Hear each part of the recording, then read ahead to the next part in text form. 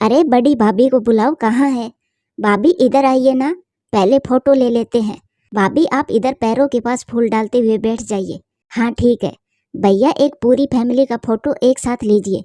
रोहन तुम अपने फोन से फोटो ले लो, ज्यादा अच्छी आती है। ठीक है भैया। दोपहर का खाना खाकर सोचा थोड़ी देर आराम कर लेता हूँ। आज हवा जरा ठंडी थी तो बाहर निकलने का मन ही नहीं कर रहा था। उस पर एनी ने गर्मा गर्म कस्टर्ड रख गई तो कम्बल से निकलने का मन ही नहीं किया। कम्बल में पैर डालकर गर्मा गर्म कस्टर्ड के मजे लेकर जैसे ही सोने वाला था कि फोन की घंटी बज गई। सोने का मन हो और उसमें कोई बाधा आ जाए तो ना चाहते हुए भी गुस्सा आ ही जाता है। लेकिन लगातार फोन बजे जा रहा था तो मैं भी मन मारकर फोन उठाया। देखा तो बड़े भाई साहब के बेटे रोहित का फोन था। जैसे ही फोन उठाया उधर से आवाज आई, चाचा जी प्रणाम, मैं रोहित बोल रहा हूँ। पिताजी नहीं रहे चाचा जी। रोहित यह क्या बोल रहे हो बेटा, कब हुआ यह? अभी कल ही तो बात हुई थी भाई साहब से, तब तो ठीक थे। हाँ चाचा जी, आज सुबह ही पिताजी को हार्ट अटैक हुआ और हम लोग उन्हें अस्पताल लेकर गए थे। अभी थोड़ी देर पहले ही डॉक्टर ने बताया कि पिताजी नहीं रहे। ठीक है चाचा जी, रखता हूँ, और भी सबको खबर देनी है। फोन कट गया। मैं फोन को देखता रह गया। एन्नी के आने के हार्ट से मुझ में वापस चेतना भरी। मैंने बारी गले और आंखों में आंसू लिए एन्नी को बताया, बेटा भाई साहब नहीं रहे। ने कहा, हाँ पापा, अभी भाई का फोन आया था, तभी मैं आपके पास भागते हुए आई। भाई साहब के इस तरह अचानक चले जाने से ऐसा लगा जैसे संसार में कोई नहीं रहा। माँ पिताजी तो पहले ही चले गए थे, लेकिन भाई साहब ने कभी भी उनकी कमी महसूस नहीं होने दी। समय और परिवार की जिम्मेदारियां ने हम दोनों में दूरियां जरूर बढ़ा दी, लेकिन दिलों की दूरियां कभी भी नहीं बढ़ी। मैं और भाई साहब रोज घंटों फोन पर बातें करते थे। जब तक बात ना कर ले ऐसा लगता था कि कुछ अधूरा सा है, और आज यह खबर ने तो जैसे सब कुछ छीन लिया।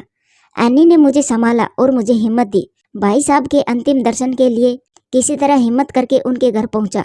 वहां अंतिम यात्रा की तैयारियां शुरू हो चुकी थी। बड़ी मुश्किल से हिम्मत करके उनके दर्शन किए। मेरे तो प्राण ही सूख रहे थे।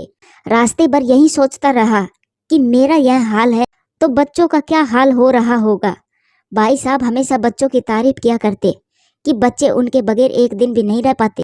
यही सोच रहा था कि उन्हें कैसे हिम्मत दूंगा। जिसके सर से पिता का साया उठ गया, उन्हें किस तरह से हिम्मत मिलेगी। लेकिन यहाँ कुछ और ही नज़ारा देखने को मिला। सभी अपने अपने फोन पर व्यस्त थे। सबको फोटो लेकर स्टेटस लगाना था। किसके स्टेटस पर कितने कमेंट और व्यू आते हैं यह दिखाना था। कोई फोटो के साथ गाना और इमोजी लगा रहा था तो कोई रील बना रहा था।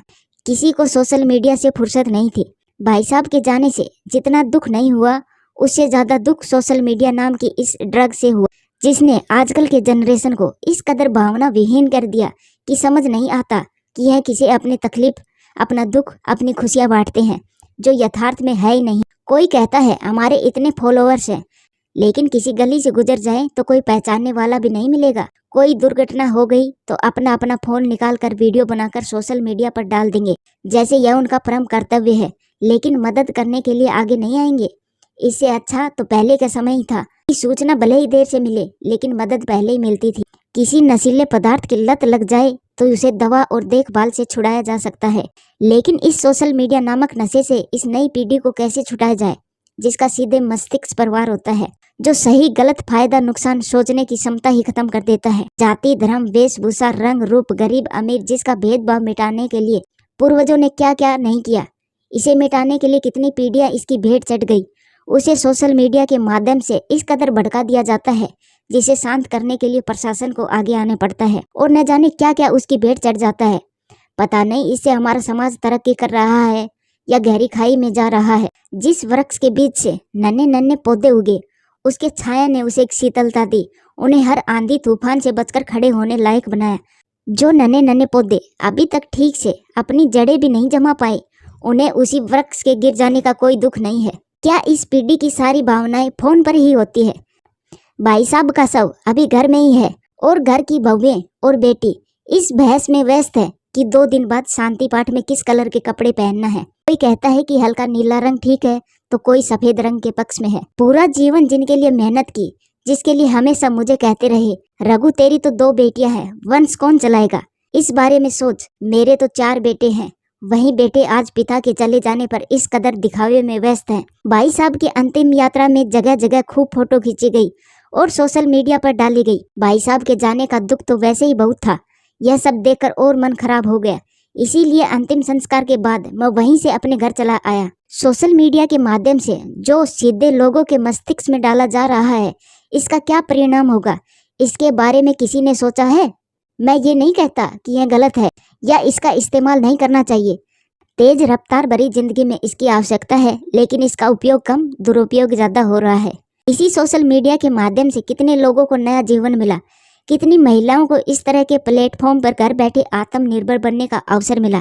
कोरोना जैसी महामारी को हम कैसे भूल सकते हैं।